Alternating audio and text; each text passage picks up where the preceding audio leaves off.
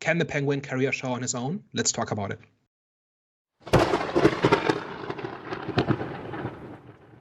Hello, everyone. Welcome back. We are back. The Eye of the Storm podcast. Before we get into the main discussion, you already know what time it is. Movie recommendations. What was the best recent thing you saw recently? I watched a movie called 1992, and it's essentially set in the backdrop of the Rodney King beating that you got from the police and kind of like all the riots that came with it as well. But it essentially follows this father and son whose boy's like mother and like grandma's like died in some type of accident or whatever. So like they've just come together for the first time. His father was like in prison and he's like now trying to live like straight narrow path, and they're like both trying to figure out this like new environment that they have together with obviously like the backdrop that they have.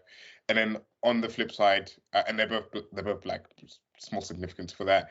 And then on the flip side, you have like this white family, this like white father and his son, who are kind of like burglars, and they're trying to do this heist where sort of this father lives with his son essentially. And the movie kind of like follows that and like the outcome of that. The Rodney King stuff and like the police brutality doesn't really play into the story at all. It's just backdrop and just kind of like an excuse for some of what happens, some of the action some of the character takes, but it doesn't really have any real significance. So the idea of putting it in there kind of confused me a little bit. I thought it was kind of like described as like a crime thriller. It became a little bit more of an action movie, which kind of took me by surprise. But overall, it was just a solid, decent movie for if you're just kind of like chilling on a Friday, Saturday night, you don't have anything to put on and you don't know what to put on. This is just kind of like a solid watch. There isn't really anything too remarkable about it. It's just like a good old action movie, or it turns into an action movie when it wasn't there at the start. I actually watched from season 3, episode 1. So I've seen season 1 and 2 when they pretty much came out.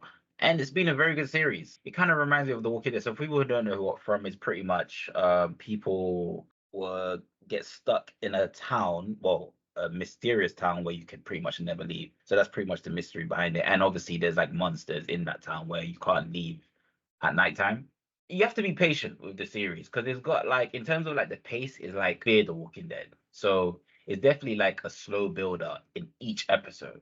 But I'd say overall it's definitely an enjoying journey so far. So if you haven't seen From and you want something similar to like Fear the Walking Dead or The Walking Dead, I'd say From is definitely a good alternative.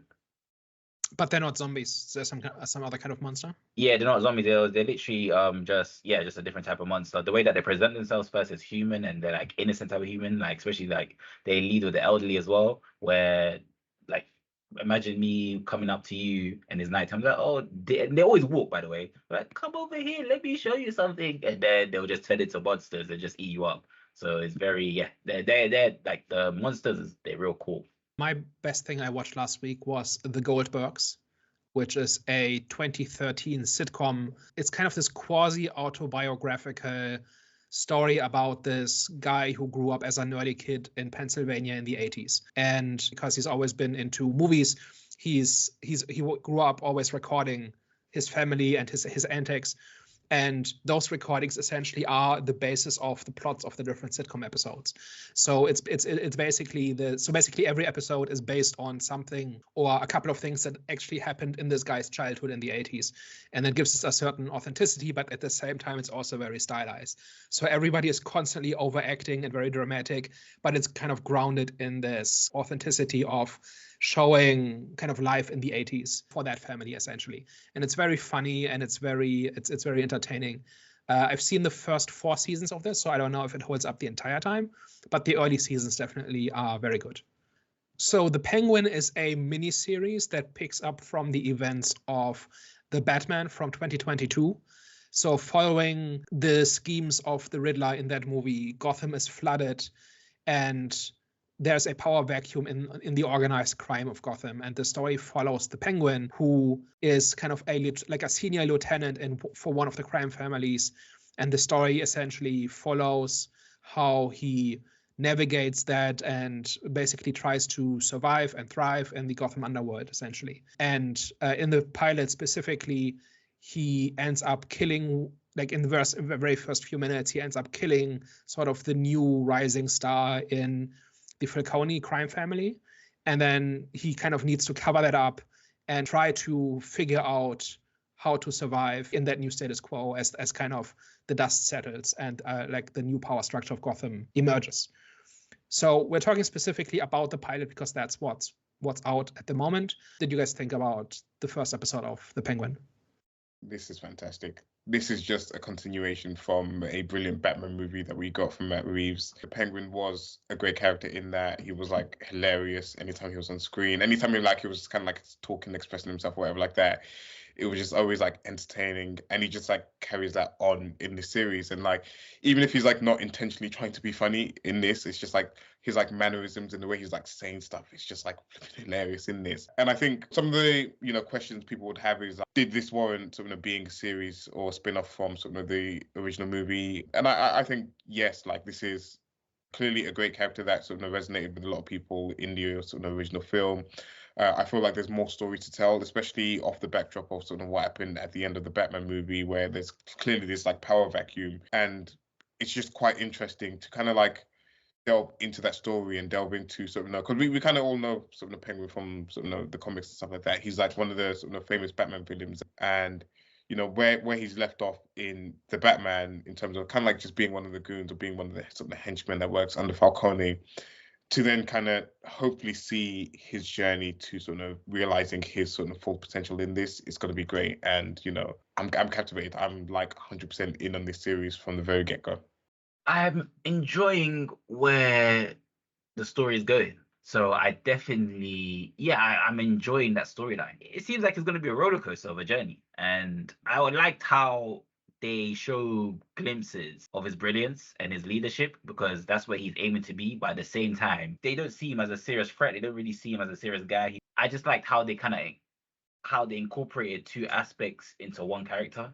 I enjoy it. I enjoyed the first episode, and I'm intrigued to see how it's going to end and how it's just going to pan out. Can I add one more thing before you go, Daniel? What I really enjoyed in this as well was the unpredictability of it, in terms of things were happening and I could never predict what was going to happen or like the outcome of it, or like this person is meeting up with this person, and like kind of like this strategy and the kind of like scene behind it. You kind of just didn't really know what was happening until it fully played out towards the end of this episode, and you're like, oh, okay, this was like brilliance. This was like genius from what he was doing essentially. So that's another aspect that I did like, was being taken by surprise in this. Yeah, I agree that I think this is excellent. It's like the acting, the writing, the drama, everything, the way the plot unfolds, the way characters are characterized. It's all firing on all cylinders. It's excellent through and through. There's no real weak part where you say, okay, I wish that part wasn't there or anything like that. Like if you like crime dramas, I think this is a really good one. My only question would be, is this a superhero story? Because that was going to be my question. Sorry, carry. Yeah. So we'll get into. I'm sure we'll get into that in the spoilers. But I kept thinking, like, is this not just The Sopranos or Scarface or something like the kinds of things that the story is very clearly influenced by? And this actually made me want to watch The Sopranos, because I've been kind of putting that off for a decade. And I hear it's excellent, and it's always been on my list, and I've never gotten to it. But seeing how this stuff, like this, is very clearly drawing from that kind of show, I now want to go back and watch those shows. But because I think this is a really great crime drama with really, deep characters that have stuff going on. But I'd really like it if it mattered that this was Gotham City, right? And so far it doesn't really. There was one point where it looked like they were laying a foundation for it to matter, but that was it. And the plot itself so far is pretty, however you called it, unpredictable. And I kind of, I see where you're coming from, but at the same time, it is a pretty well explored story, right? Like, crime boss gets killed, and now everybody else is trying to, there's a power grab, right? And everybody else is positioning themselves to make themselves better off, right? And that's kind of where this is going, or this is kind of what started. And I enjoyed every minute of this, and every line and every scene is wonderful. And I was kind of wondering what the point was. And I imagine that comes in episodes 2 and 3 and onwards. But that's kind of my one big question mark. It's not even a flaw. It's more my question mark. Like, shouldn't you have opened with the unique selling point? And I don't think they did. But other than that, just on a quality level, this is wonderful. Best series I've seen in a while.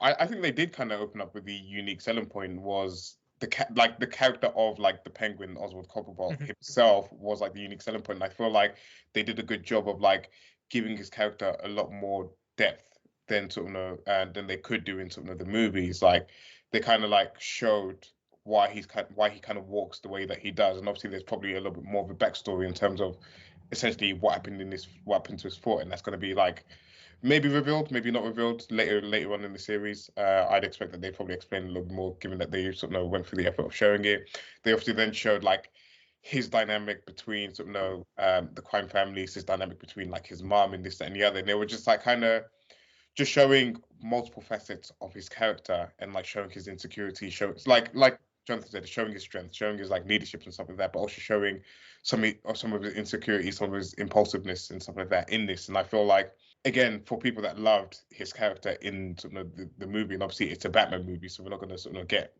much of like a deep dive on the Penguin in that. To then get it in the series is fantastic. And I was going to make one point.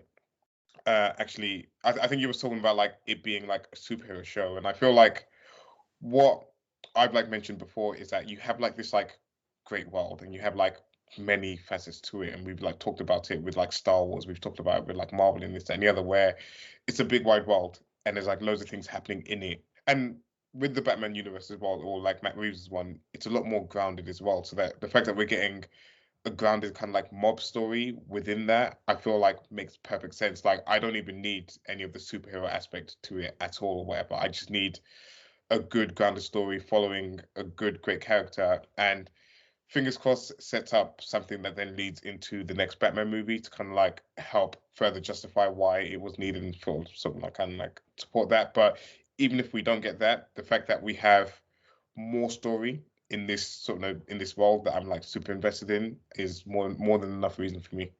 Yeah, and just to clarify, I didn't mean unique selling point compared to the movie. I meant compared to other crime dramas. Okay. So which part of this is informed by the fact that this is in a superhero world? And there's like a few different aspects to this. One of them is that we have one movie in this continuity, right? Mm-hmm. And that movie was very light on fantastical elements. Like I think some of the things the Riddler did, some of the tech was a bit heightened, but other than that, it's also a crime drama, right? Mm-hmm. And we have not really established yet how fantastical this world can get, right? Like does Ra's al Ghul exist in this world? Does magic exist in this world? Do superpowers exist in this world, right? And then they don't have to. I'm just saying that's an open question. And the way this show positions itself is that it's just a crime drama. Now, there was one point where that wasn't true, and that is that they keep talking about how there's a new drug coming to the market. And that's an opportunity for them to get more fantastical, because they talk about how that will change all the rules and that will change the game. And that could just be, a very lucrative drug that's very addictive, or it could be venom, or it could be scarecrow toxin, right? So we don't know yet, but they've set it up as something important. But that doesn't make this a bad story, right? But it's more like, does it matter at all that this is a world in which superheroes and supervillains exist and the super tech and stuff like that, right? Because that's what I would want out of a Penguin story. That it's not just mobsters, right? Like large corners of the Batman universe is mobsters with gimmicks, and this one doesn't even have gimmicks, right? So that was kind of just the question at the back of my mind, and I'm gonna reserve judgment until this season is over. It wasn't apparent, with this one small exception, in this episode, that's where they were going. For me, that was literally, it wasn't a problem, but it wasn't a problem because it's just episode 1, but it just didn't feel like Batman to me. It didn't feel like I'm watching something a part of the Batman universe. And like I said, it's just episode 1, so there's more to come. But it just didn't feel Batman to me so far. And it wasn't a problem, but at the same time, it did raise questions. Like, okay, it just feels like I'm watching another gangster crime series. Do you know what I'm saying? Yeah. So that's why I was like, and a really, really good one. Question is just why am I not just watching The Sopranos instead, right? Exactly. Why is this guy called Oswald Cobblepot? Like, he's not even called that. He's just Oswald Cobb. But like, it's supposed to be the Penguin, right? And outside of some personality traits, he does not have a lot in common with the Penguin, right? So he's got his chip on his shoulder about status and respect, and He's got the physical walk, and he's got the purple car, and like there's a bunch of things that are references to things we know about the Penguin from other continuities, but that doesn't inform what he can do or the circumstances under which he exists. It's his personality, right? And somebody in a regular crime drama could have the same personality, right? So again, not a problem exactly, but if the entire season is like that, then I'm gonna be a bit disappointed. Yeah. Do you feel like they could have given all of that in the first episode? I think you could end the pilot with the big game-changing moment. Like in saying this, I'm basically rewriting one of the best pieces of television I've seen in years, right? But just like the question is just, could you have done it? And I think the answer is yes. I think the episode could have ended with a fantastical element appearing, and that making it clear that, okay, this changes the status quo. But like throughout the episode, the first episode, we find out where Penguin's coming from, and by the end of the first episode, we know where he's going. Like, it's possible. They could have done it, and they chose not to. I'm just wondering if they will. It's just my thing. Was there anything about this series that surprised you guys? That it exists at all. Like, this is surprisingly good. And like, I watched the episode twice, and like, it's just like every scene is great on its own. It builds on what came before. It's like the dialogue hits every time. The characters are interesting for the most part, and nothing, like, nobody sticks out as being especially bad. This is just like, if this was any other thing, if it didn't have the DC names on it, I would say this is a wonderful drama. I don't think I was surprised about how good it was going to be. Like, there's just like several key indicators that this was always going to be good. Like, one, that it was like produced by HBO, for example, and usually they produce like great television.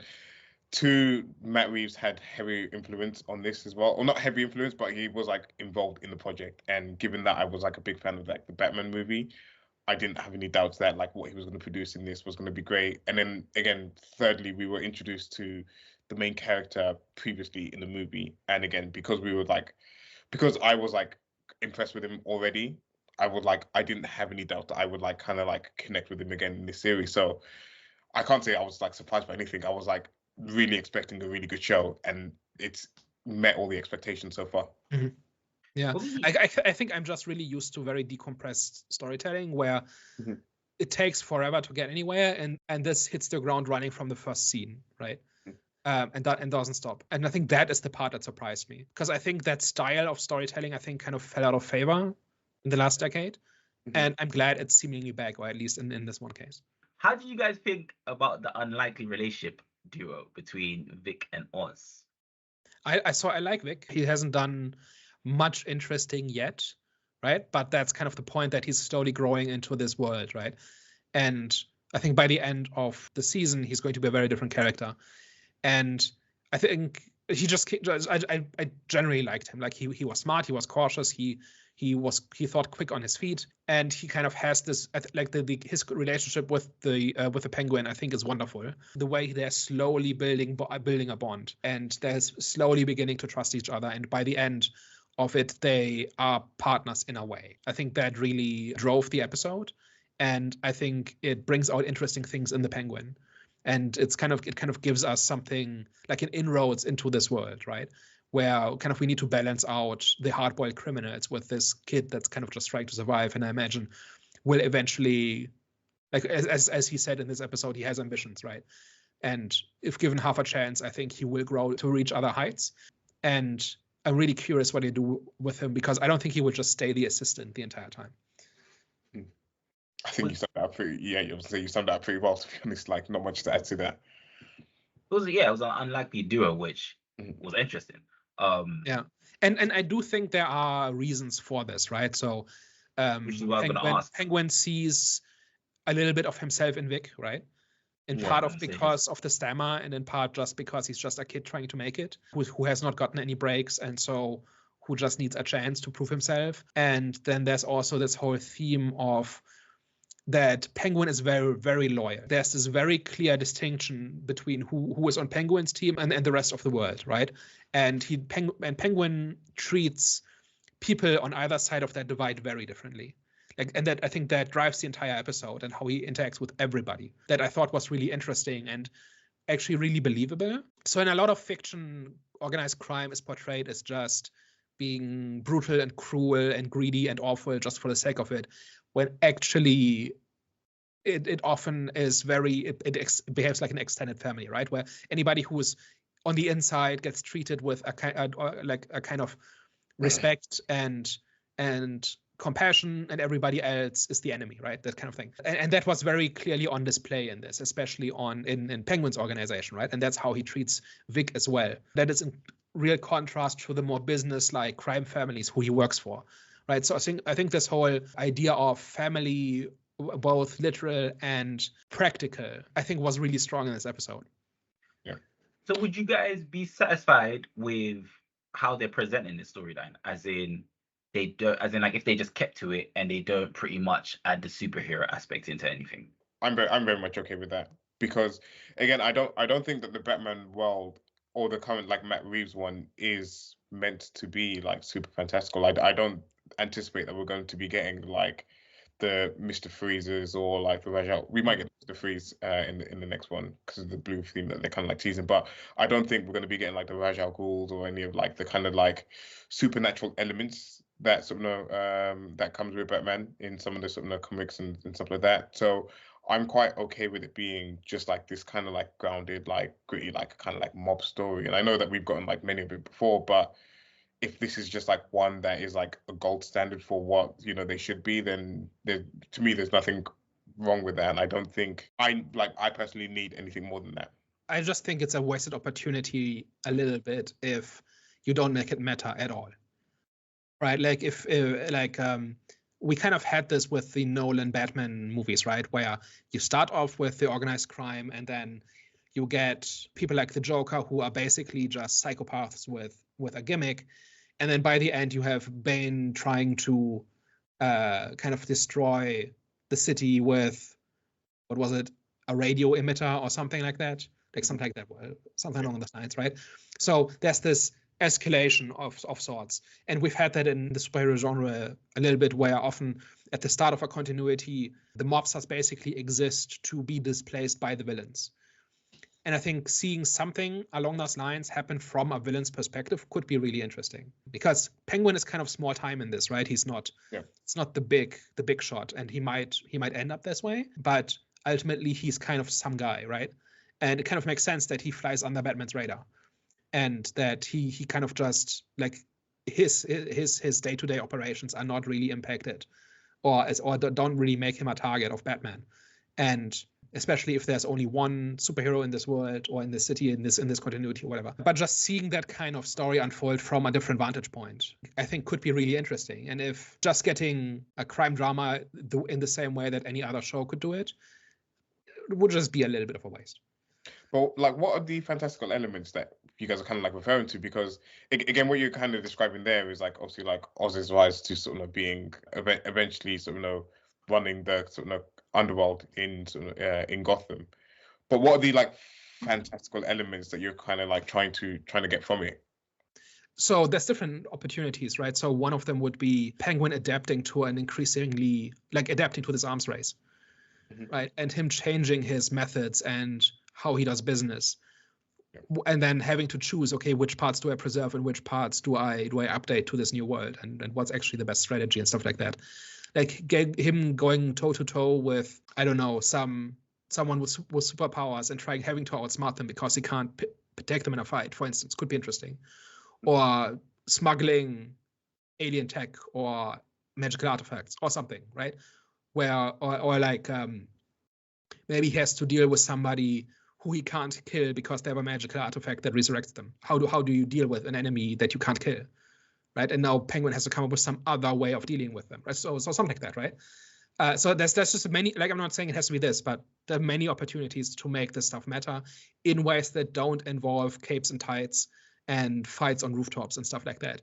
But that kind of deal with these kinds of things kind of creeping into the world of organized crime in which Penguin is at home. Just off the top of my head, just stuff you could do. No, fair.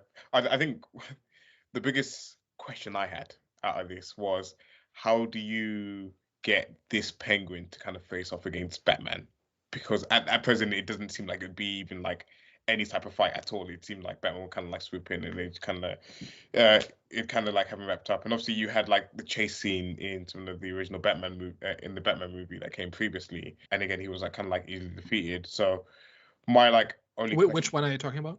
Like from the Batman? From the Batman, the Patterson one, when Yeah, they had okay. the chase scene, and obviously like that was actually a great chase scene, and then sort of kind of like everything that came from it when you like captured him or whatever, and they had like the whole like interactions and stuff. But it's more, how can he like my like question from this is like, how does he like end up being a significant threat to Batman himself? Because it wouldn't be fun that if he's just like head of the mob boss, but Batman can quite easily like kind of go against him and sort of capture him or whatever.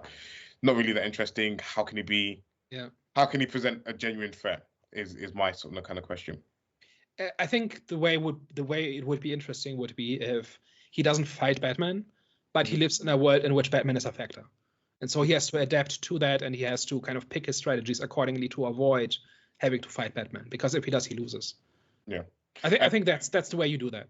Yeah, and actually they've shown him to be like a good strategist so far in terms of like how he's currently playing off the two sort of families, the Maronis versus the Falconis in this. So they're showing him to be quite intelligent and quite adept to sort of being a little bit manipulative. Both of which are strong enough and resourceful enough that they could crush him at any moment, right? So he's already adapted to a situation in which he has to be smarter and more slippery than everybody else. I think, the flashes of brilliance that we see from him does kind of show me that he could actually become a real threat when it comes to Batman. You're showing flashes of brilliance when it comes to his strategy play, right? And also we already saw that he's a great driver. Like there was times like, oh crap, like this guy's like a Formula One driver. And obviously you see that in Batman too. So, and you see leadership qualities as well. So I feel like a mixture of that. Like for example, like Joker, right? I'm not saying he's similar to the Joker, but the Joker's still a man. But what made the Joker so dangerous was he was like a crazy type of, like he had different type of elements to him. So he was crazy, he was fearless, he was a strategist as well. Do you know what I'm saying? So I think that's kind of like he could approach it if they were to build up the Penguin to be like Batman's nemesis, for example, they could kind of like build him up to be not the Joker, but have the Joker approach where he doesn't really need to go head on with him when it comes to like physical strength or anything like that, but he could just pretty much defeat the Batman through strategy play. Yeah, and ultimately Batman is a guy with gadgets and body armor, right? Yeah. Who knows martial arts. And if you have like a showdown between Batman and Penguin, which I don't think there will be, I don't think they will get Robert Pattinson. I don't think that's where they will go with this show. I think the approach that they could do with the Penguin is when the Penguin kind of mimics what he did to Sophia, as in he took away her brother, right? Yeah, I don't think Batman is going to be a big factor in this. I think he would be more interesting if he actually is that urban legend that he often is in a lot of continuities. And I don't remember. I think he's not terribly well known in the Batman, right? Like he's not terribly well established as a public figure. So just having him be this shadowy presence that could descend on anybody at any moment, and people are kind of trying to survive in that situation, could be just interesting. But I think the story is going to be about Penguin against the crime families and possibly rivals that emerge that kind of try to make a play for power. I think ultimately that's what that comes down to.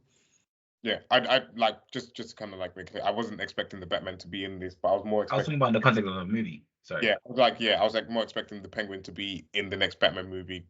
Yeah, maybe. He kind of lives into this, and he may not be the main villain, but I kind of expect him to be a bit more of an antagonist, kind of following on from this essentially. So that's kind of how I was like, kind of framing that question. What I could imagine is if this season creates a new status quo for Penguin, and then Penguin appears with that status quo in the next movie, but is not the villain. So I don't know if he's like a big crime boss, then he might appear as a crime boss in the next one, and you don't need to have seen the show to kind of accept that Penguin has worked his way up through the ranks in that time. Or like in some continuities, he becomes mayor of Gotham. And if they do that, then he might appear as the mayor of Gotham, and it's not really explained how that happened in the movies. But if you watch the show, you get those details. But yeah, I think this is not going to. I think they're smart enough that you don't have to watch the show in order to understand the next Batman movie, because that's how Disney killed their franchise, right? Sure. or that, like, that's a mistake that Disney made with the MCU. And I think they're smart, like the people making this are smart enough to not do the same mistake, where if you can go from the movies to the Penguin show, but you don't have to see both to understand the next Batman movie. I would be very surprised if that's how they structured it. That's actually a good point, because I was gonna say I would love to see them actually build up the Penguin to be the main villain, because I think his story could hold enough weight to be that role. But at the same time, they would be doing what Disney did, and that's what killed Disney. So you're right. Yeah. That's kind of annoying though, because I'm really enjoying the Penguin's character, and like I said, I kind of see, like, I would love to see him be like the main villain and the guy that goes up against Batman, but it just seems like it just wouldn't be wise for them to do that now, because now people would have to see the Penguin in order to understand his significance. Speaking of Disney, obviously you had the Agatha All Along show that came out as well alongside, or same week as this, which it's had the same release. What do you guys feel like DC is doing well where Marvel isn't? Granted, I've seen Agatha, and it's not a bad show. Like it's okay. It's like light entertainment, but on the television side of things, this, like the Penguin show, is clearly like 100 times better than what Agatha is at the moment. But I don't know, what are some of the learnings that Marvel can maybe even like take from this essentially? I've not seen Agatha All Along. It doesn't look interesting, and I've not heard anything interesting yet. Then it's okay. Like, it doesn't seem to be a garbage fire, and that's good news. But I've also not heard anything where I say, oh, I want to check that out now. The fact that it's not a garbage fire being a win for it kind of like says a lot about sort of the state of sort of like Marvel TV in itself. But yeah, I don't know. For me, it seems like what DC have done well is that they've actually brought in the right people to actually like create a show, because it's one thing creating a TV show and it's one thing creating a movie. And I feel like what Marvel or that side of things were doing for a very long time was just creating essentially these like kind of like long movies and just like shortening them into like these like 6 half-an-hour episodes, which was the wrong approach. Whereas I feel like with like Penguin, it's that they've actually gone to like the right creatives for this. They've got like the right showrunners in for this. They've got the right writers in this to actually like make it a proper like episodic experience for for the viewers, and are telling a story that fits within sort of the TV kind of like landscape of things. So it was just like, for me, it was just kind of like interesting comparing the two in terms of like Agatha. It was like cool, you kind of had like fun with it, but this seems like it's more serious, and this can be compared to some of the like better or greatest TV shows that have kind of come out. And I feel like that's where the approach is kind of like different in terms of like DC are actually like serious about what they're doing, and Marvel are just kind of like churning out product for the sake of churning out product, which is frustrating. But I think the issue mainly for me is because Marvel make content that's universally accessible to everyone, whereas DC, they make, well, from the content I've seen of DC, is more for a mature audience. So they have more freedom to they have more freedom with their storylines, whereas Marvel, there's restrictions. That's literally, I think that's what the main problem is. You say that. The Agatha All Along show, I mean, the kind of core sort of cast of it and like sort of the characters within it are very divisive in the sense that you kind of got like this like gay characters, you got like a lot of like female characters in this as well. So it feels like they're kind of like pivoting and like trying to like bring in like new audiences through this particular show. I was going to say, do you think the MCU has been struggling because they have a gay character? I don't think they're struggling because they have a gay character or they don't have a gay character. I feel like they're struggling because they're not telling great stories. I don't feel like they're telling compelling stories. I don't feel like the quality of the stuff that they're putting out is good. The fact that they have a gay character or not, that's more for like social media, and that's more for like people online that like do their politics online or whatever. Yeah. It doesn't speak to the quality of a show at all. That's kind of what I was getting at. That is clearly not why, right? And this one had 2 trans women in a scene, and Penguin treated them well, right? Like they were friends, right? It was a very brief appearance, right? But it's not like this show simply does not have characters like that at all, right? It clearly does. It also has strong female characters in the form of Sophia Falcone, for instance, who everybody I've seen loves. For some reason, a strong female character is not a problem if it's Sophia Falcone, right? Who else do we have? Victor, right? Who else? Just going down a list here. But the difference, like the difference, I would say, is that these are just like sprinklings within the show. Like not, Yep. and when I say sprinkles, I don't mean that they're like whatever, but the purpose of the show isn't about these like particular like characters and like that. Whereas I feel like you can kind of get a little bit like I feel like Marvel are a little bit too strong in terms of like highlighting it. Whereas like in this particular show, I didn't even know there were two trans characters in this. Like it just kind of came and went, and it's like when he goes to visit the prostitute for his alibi, he passes by two other prostitutes, and they appear to be trans women, and he kind of compliments them on how good they look or something. Nobody cares, right? Like, and I've also seen anybody talk about how like woke DC is for doing this, right? I think the difference is that DC doesn't go around, at least in this instance, doesn't go around saying, look at us, how great we are for doing this. They just do it, and they lead with the story and the characters. And then when you do that, then almost nobody has a problem with this. I'm sure you can find a corner of the internet where you have people complaining about this, but like the overall discourse is not that. And that's because if you're there for a story and for good characters, you get that, and everything else is secondary.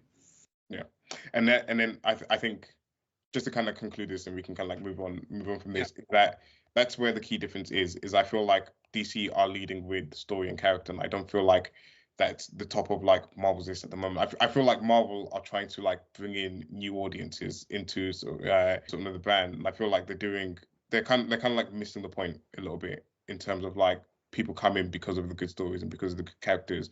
They don't come in because they see themselves represented on the screen, is kind of my last point on that.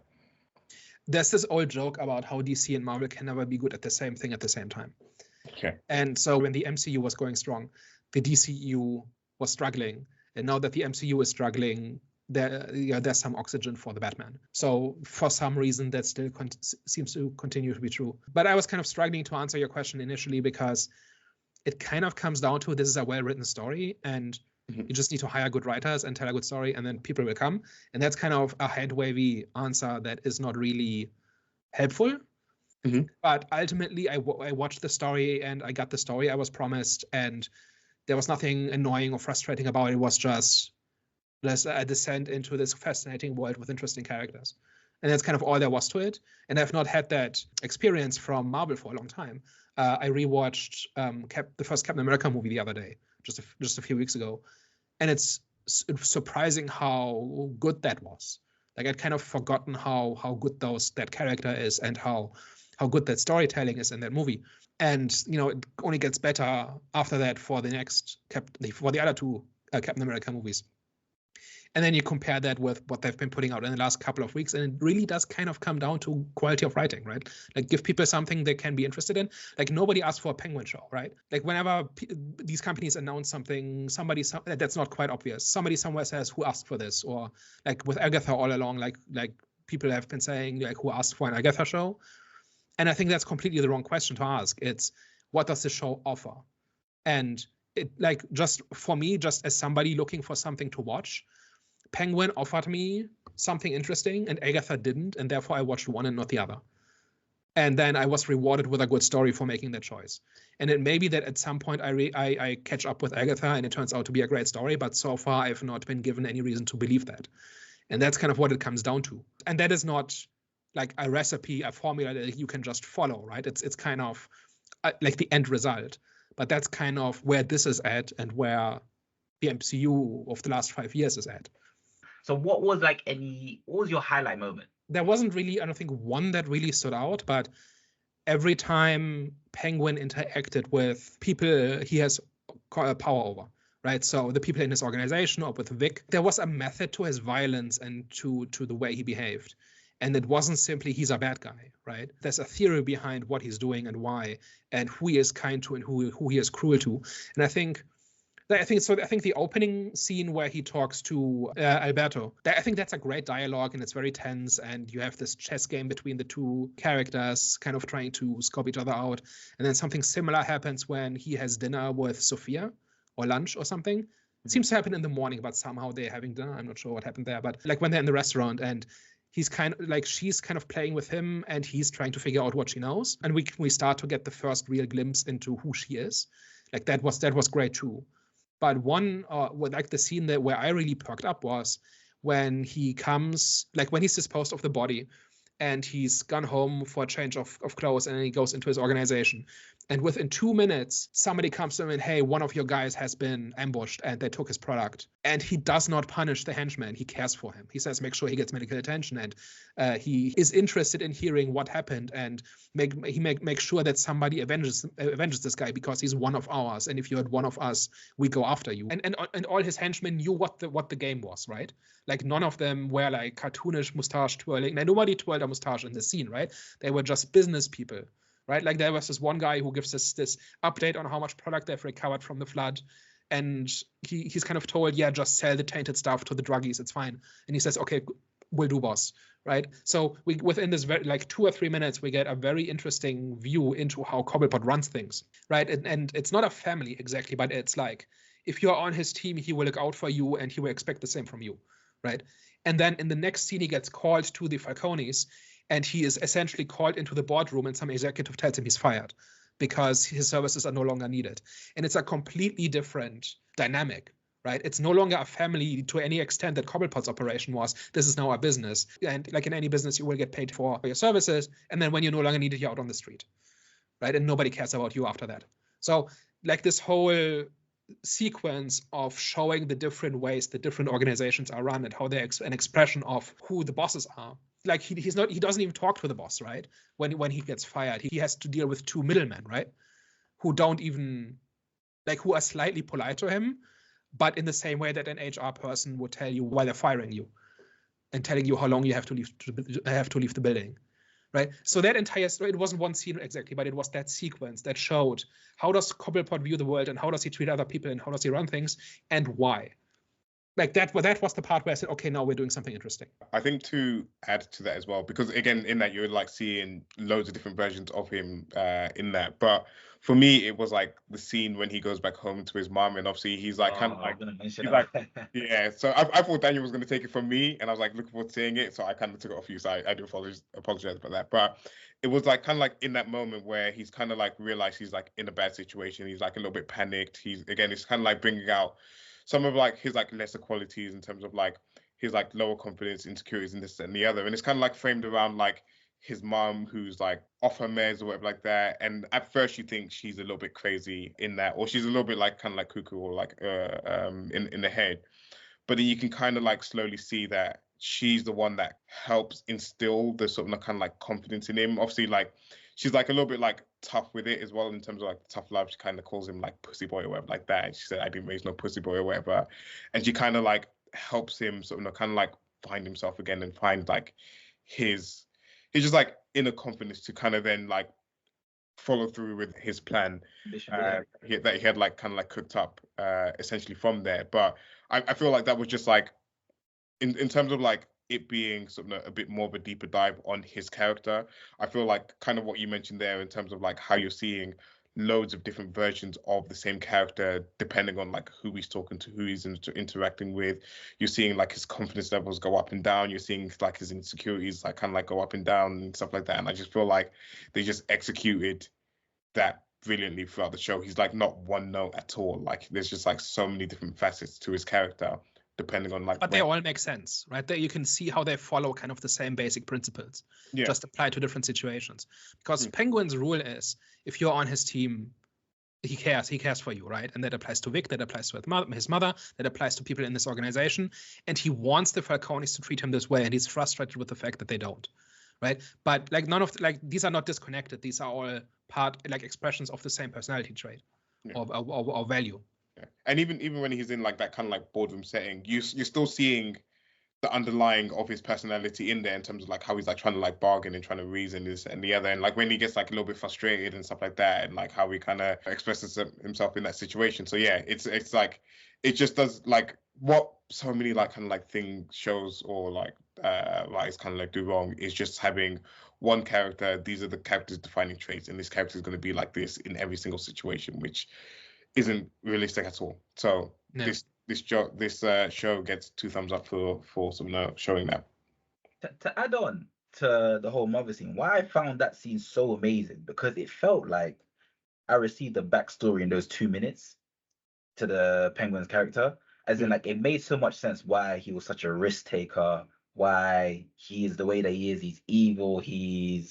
Why he's got that ambition in those 2 minutes and in interaction with his mum. Because, like Hervey said, like she was the ignition that he needed to continue on with his ambition. And obviously, his main reason to go there was pretty much to help her escape, right? Because obviously he got himself into trouble. Because she's family, right? That's why he looks out for her. Exactly, but her response to that was pretty much the qualities which were seen from the Penguin, and those qualities obviously were wondering like the questions around the Penguin is like, why is the Penguin the Penguin? Like pretty much when you're watching a series, you're always gonna wonder why is that person the person.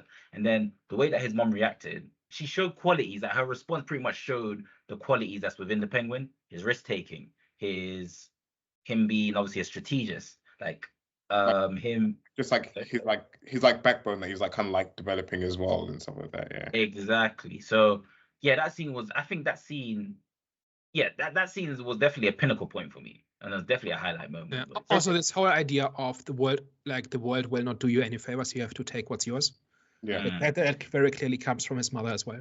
Yeah, and it shows him to be a survivor as well, because I don't like, obviously they've like focused in on this like little portrait of like, I believe it's him as a boy that he had at his house and his mum's house as well, and I feel like it's likely his brother that was in there, that probably maybe something's happened to him along the way, and it just like shows him to be a survivor, because like whatever's happened to his brother, whatever, he's kind of like still like he's like survived up until this point, and I think he was like, that's how he was like kind of like relating to like Victor as well, in terms of like Victor coming from like similar backgrounds and like doing what you need to do to survive and stuff like that as well. So I think again, like Jonathan, you mentioned a great point about it having like so much context within that one scene without having to like say too much at the same time. And I really want to see how he expresses, like continues with those traits as he gets more power.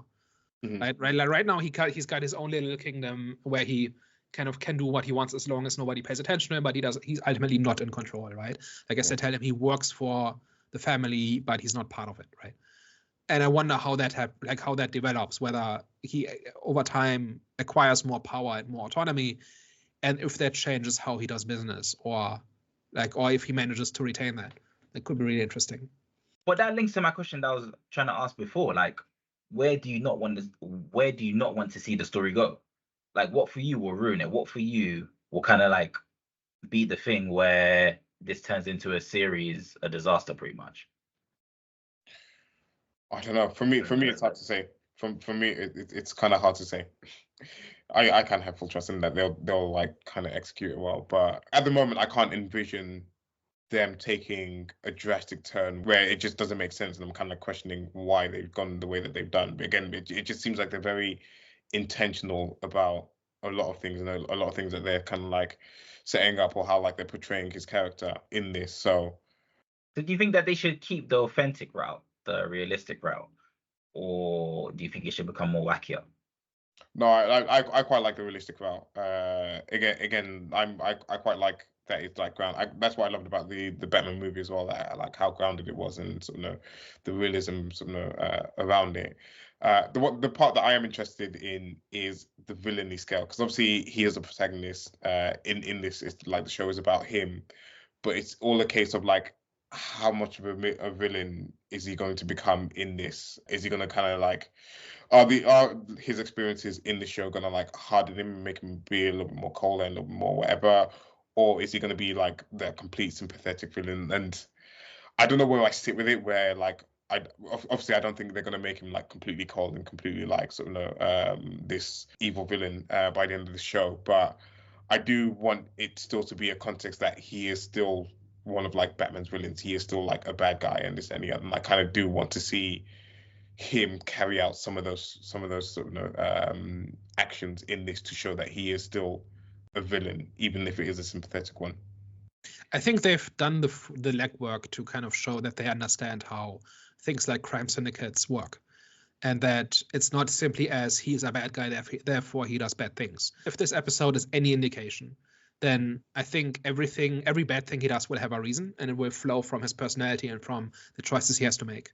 Yeah. And if they keep that up throughout the season, then we could have something really, really incredible on our hands. One thing I don't want them to do, and I said this earlier, is to not have any fantastical element whatsoever in this, right? If everybody is just a guy in a suit with a New Jersey accent, then that I think that's a wasted opportunity. And I'm coming at this in part from, first of all, I like it when stuff matters, and if you're going to tell a story in a superhero universe in which super tech and villains exist and all of that, then I'd like it to inform the plot and characters and so on. And within that, there's a big range in terms of how you do that, right? This does not mean that there have to be tights and fights, but I can imagine something like Vulture in the MCU, right? Where the fact that these things exist in the world means that crime also deals with it, right? Like there might be proliferation or smuggling or a black market for something, right? Is it not a problem that it wasn't introduced in the original Batman movie itself? In terms of like some of these fantastical elements, were introduced in that, and it would be difficult to introduce it in this show first before doing it in the movie? I think there's room. I think they can take it to that place if they do it slowly. Like there have been Batman stories where technology is a bit more heightened than what it does in the real world. I can imagine stories like that happening in this one. I think it absolutely can, and there have been rumors about Mr. Freeze, and there have been rumors about Clayface, and I think all of these things can happen and I think they have an idea for how to do it in the same way that Nolan had an idea for what to do with Scarecrow and Ra's al Ghul. It will just be different, and hopefully it will be a different take than the Nolanverse, right? But I think it's doable. But it doesn't have to mean that we have people in masks, right? It could also just mean that, like, if that wonder drug that's coming onto the market is like Venom or something, then that by itself impacts the story in a way that if it was something else, like a real drug that really exists, that would already impact the story in a way that matters. And that's kind of what I'm asking for, right? I'm not saying it has to be like a 4-color superhero cartoon, right? There's a big range of ways in which you can do that. And I'm coming at this in part from like following the Nolan movies. There was like a decade of specifically DC storytelling where people try to make superhero movies, specifically the Batman corner, as grounded as possible. And I'm talking about things like early Arrow or Titans, or there were a bunch of others too, where the fantastical element was just code names essentially. But other than that, they were just regular criminals, maybe with some kind of eccentricity, but that was it. And other than that, and that was the extent of the fantastical element. And I hope they don't do this, especially like these shows specifically would take like 5-6 seasons to really ramp up to something more fantastical, and I hope they don't do this. The pilot doesn't really show an indication that that's what they're going to do, and I'm gonna be open to whatever it is they're trying to sell me. If it's just The Sopranos, I don't know that's really living up to its potential. I'm curious as to how they explore Arkham, because clearly, like, Sophia's come from there. I don't know if it was she's broken out or she was just like released or whatever. I think she was released, yeah. Was she released? Yeah. I don't know whether we get like a good exploration of that in this. I would love to just kind of get a little bit more about like her and like sort of her experiences in there and this and the other. And I feel like that's like some of the kind of like crazy stuff can come from as well in there as well. It's just like, because like Arkham is famous for being housed to some of the Arkham's kind of famous for being home to some of the crazy people. Obviously, famously, Joker was in there, Harley Quinn, and this and the other. So, yeah, pretty much looking forward to that if it happens in the show. I was gonna add as well to that. I love that the investigation come from her perspective rather than the police. It just adds more stakes to it. But question: do you guys think? Do you see longevity in this series? Should there be longevity? As in, should it just be like pretty much a closed series where the story ends here after season 1, or do you see actually becoming? I think they should tell the story that they have in mind, right? And if that's 8 episodes and then that's the story they had to tell, great. Then fine, and then maybe tell a different one. But they should not just drag this out to 10 seasons. They should tell the story that they have in mind, and if that bridges kind of the Batman 1 and Batman 2, then that's great. And if they really have like an overarching master plan for what to do with this world and where to take it, then I think this series is a good opportunity to kind of explore stuff that kind of flashes out stuff that happens in the movies. And within that space, like Penguin goes on a journey that's interesting and rewarding and satisfying. I think that's kind of what I would want out of this. And don't drag it out just because it gets good ratings. If this continues to get good ratings, use it as a leverage to tell the next story and then the next story, right? As opposed to dragging this out for as long as possible. Well, do you think that they're entering dangerous territory though? Like if this does turn out to be like an iconic series, because they're like, if it does and we see him in Batman, surely they're gonna have to incorporate some of the stuff that we saw in the series, which people loved, into the movie. And if they're doing that, then that means they're pretty much doing what Disney done. Depends on how they do it. Like if they just show him, like if this season is about him becoming a crime lord, and then he is a crime lord in the next movie, you don't need to have seen the entire thing. Yeah. And you can like wrap up like for this, you actually don't even have to have seen the Batman to even be able to watch this. They literally wrapped up the events of like the first movie very, very well in like the first like minute or so of the show, and you kind of understood what had happened before, what the situation was, and then the story kind of like moves forward from there. So I feel like a short summary in the Batman movie can quite easily like wrap up what's happened in here, or like, and granted, he's not even probably going to be the main villain of the next one, so I don't feel it's like as important to like really delve into what's happened. It's just like a quick summary or quick like line just to like explain his situation, even if it's like the Batman like just summarizing his like rise or something like that. Like it doesn't need to be much. Yeah, and I think they've kind of at least convinced me that they have a plan, and it remains to be seen whether they can execute that plan and whether it's a good one. But I think they have one. I don't think they're just making content. I think they actually sat down and figured out, okay, what story do you want to tell? Do we want to tell with this? What can we tell? And like, what's an interesting direction to take this into? And from my understanding is that they had the idea of the show as soon as the movie was done. I was hearing rumors that the Penguin was going to have like a spin-off show. So I think this has been in the works for years, essentially, in terms of like like Daniel was saying, is that they knew they had something good, and they knew kind of like they probably wanted to tell more from this, but just couldn't maybe like put it in movie format. So just like then create the series out of it. I heard somewhere that this was supposed to be the sequel, and then it got reworked into a series. Okay. So like that, but that just seems like kind of rearranging all the parts anyway. So whatever turns out, what the sequel turns into, will just be something different. And they decided that this story was worth telling, but was better off as a series, which it looks like it might be. So yeah, we'll see. We'll see. So one thing I wanted to talk about was Sophia, right? Because she seems to be the main antagonist of this, who probably like will probably dispatch with the Falconis and Maronis relatively quickly, I would imagine. And then Sophia is probably the big foil at the end, the big villain. And I loved everything about her, like every line she says, every facial expression, every like the body language is just wonderful. And like one of the things that kind of that kind of annoyed me a little bit is how they refer to her as the Hangman, which is from one of the comics, which has to do with her avenging the death of her father, right? And that's why she ended up in Arkham. That smacked a little bit of this post-Nolan syndrome of we're going to use the names from the comics, but ultimately it's just a criminal, like just a mobster. But the more she was on screen, the more I had the impression that actually there's really something going on here. Like the best Batman villains are the ones with a really messed up and complex psychology. And I think she really, like this started to slowly bubble to the surface every time she spoke, right? Like that scene in the restaurant where she's kind of sparring with Oswald, there's just deranged madness coming through. And when she later on captures him and interrogates him, like she's just completely unhinged. And this whole thing about how basically she's been beaten down in Arkham and now she's taking revenge on the world. That's kind of seems to be her primary occupation other than avenging her father and her brother. So she's kind of a mirror of him in a way that she really cares about family, but she expresses it completely differently. So I think like what did you think of her?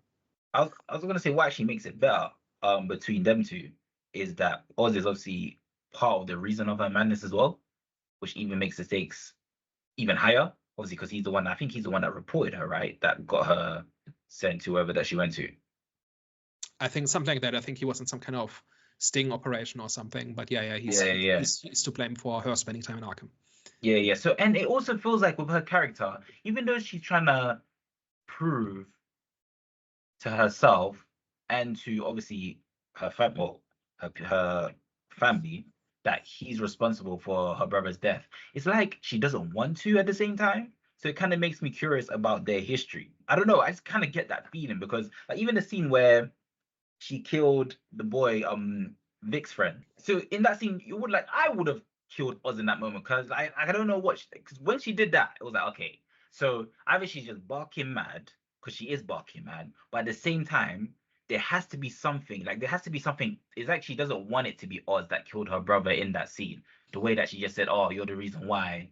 Like pretty much your ambition. You don't like for you to get to your ambition. You don't mind who gets hurt in the process. So yeah, that was the message that she was telling us. But at the same time, it's like you could just kill Oz if you wanted to, like, because Oz is not like some sort of mob boss. I know how certain, like in the mafia, for example, there's certain people, I forgot the term that's used, but there's certain people that you can't kill, right? So Oz isn't that. So even if it wasn't Oz that killed her brother, she could still kill him anyways. Do you know what I'm saying? So that there tells me that okay, there's something like there's history there, and there's something inside her that doesn't want to actually kill him. So that kind of makes me more interested in their relationship, dynamic as well, to see how that progresses. They're not natural enemies, right? They're like on paper, they're on the same side, and they both kind of could benefit from cooperating. But if she finds out what he has done, then she will take revenge. I kind of see them teaming up. I don't think she's going to be the main villain. I actually see them kind of like teaming up against the main villain. I don't know who that's going to be, but I see her definitely being the threat for now. But just the way that it's going, I feel like it's just going to progress into someone else being the main threat. It could be that they have to team up to deal with some bigger problem, right? But that's yet to be introduced. I think she's the main antagonist for him because she's onto him, even though she can't quite prove it yet.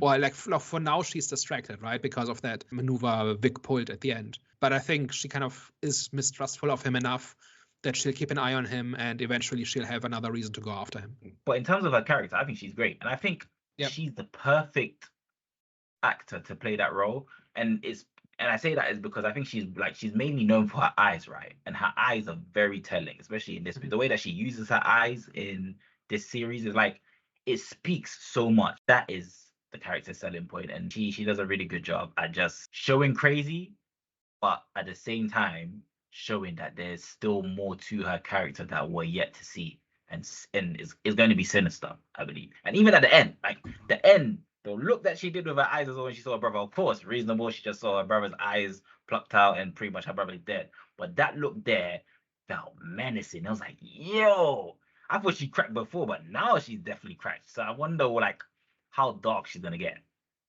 But you can kind of see in those scenes that there's like some psychology lurking under the surface, right? That she's repressed for a long time because she lives in a world where she's not taken seriously, and where she's kind of fought just to be noticed at all.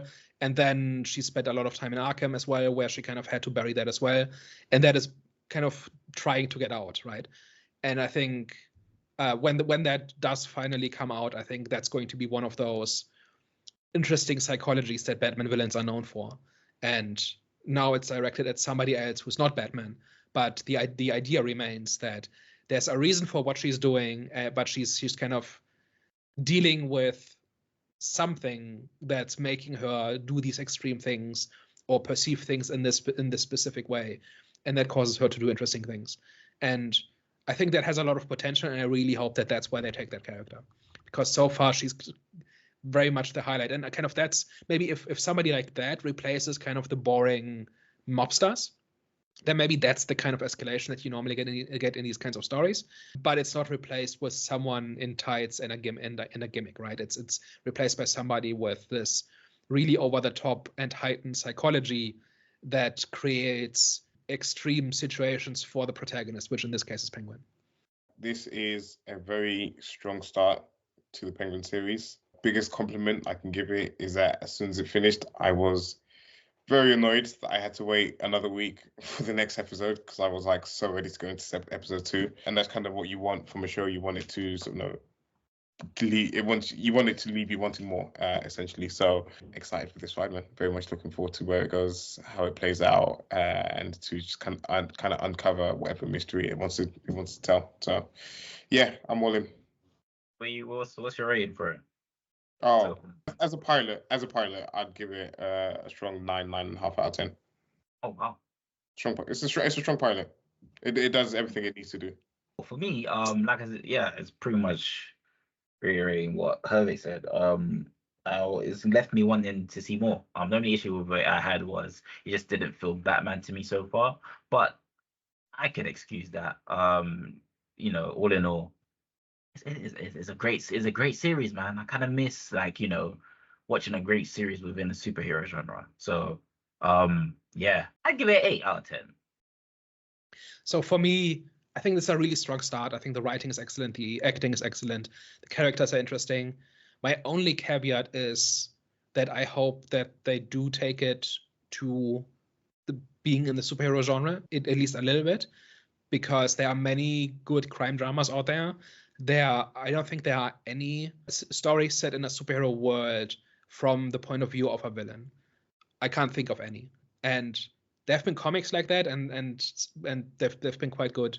And that's kind of what would make this more interesting to me. But on a quality level, it's borderline flawless. Like it's definitely, like, even if they don't do this, it's still an excellent crime drama. So for me, that's a 5 out of 6 for me. All right, guys. Well, I hope you enjoyed today's discussion. Thank you for tuning into today's episode. Hey. Yeah, let us know your thoughts down below. Did you like the show? What did you kind of like pick out for me? What were your highlight moments from the Penguin? And yeah, don't forget to like, share, and subscribe. Thank you very much, guys. We will catch you next week. Au revoir. Ciao. Yeah. Bye-bye.